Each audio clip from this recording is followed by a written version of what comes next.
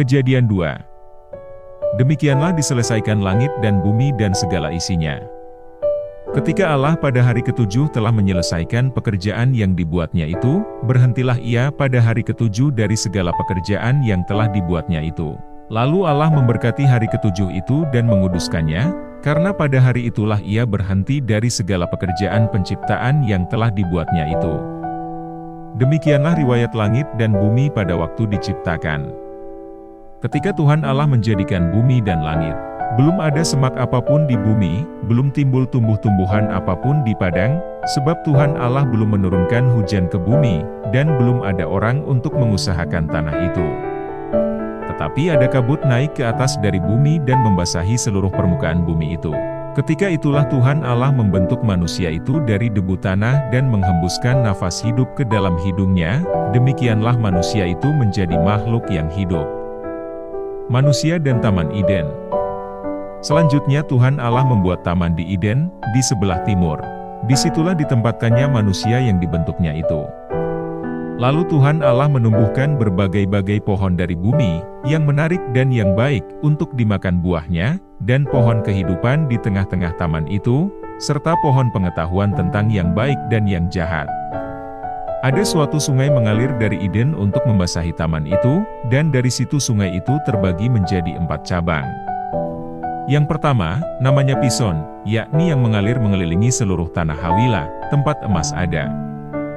Dan emas dari negeri itu baik, di sana ada damar bedolah dan batu krisopras.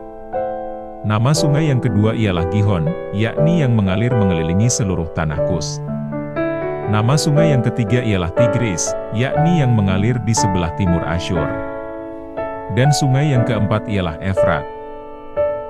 Tuhan Allah mengambil manusia itu dan menempatkannya dalam Taman Eden untuk mengusahakan dan memelihara taman itu. Lalu Tuhan Allah memberi perintah ini kepada manusia, semua pohon dalam taman ini boleh kau makan buahnya dengan bebas.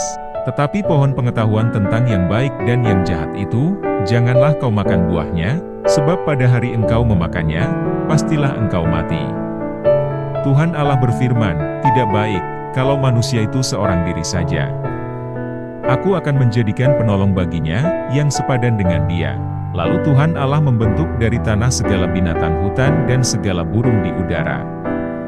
Dibawanyalah semuanya kepada manusia itu untuk melihat, bagaimana ia menamainya, dan seperti nama yang diberikan manusia itu kepada tiap-tiap makhluk yang hidup, demikianlah nanti nama makhluk itu. Manusia itu memberi nama kepada segala ternak, kepada burung-burung di udara dan kepada segala binatang hutan, tetapi baginya sendiri ia tidak menjumpai penolong yang sepadan dengan dia. Lalu Tuhan Allah membuat manusia itu tidur nyenyak. Ketika ia tidur, Tuhan Allah mengambil salah satu rusuk daripadanya, lalu menutup tempat itu dengan daging. Dan dari rusuk yang diambil Tuhan Allah dari manusia itu, dibangunnyalah seorang perempuan, lalu dibawanya kepada manusia itu. Lalu berkatalah manusia itu, inilah dia, tulang dari tulangku dan daging dari dagingku. Ia akan dinamai perempuan, sebab ia diambil dari laki-laki. Sebab itu seorang laki-laki akan meninggalkan ayahnya dan ibunya dan bersatu dengan istrinya, sehingga keduanya menjadi satu daging.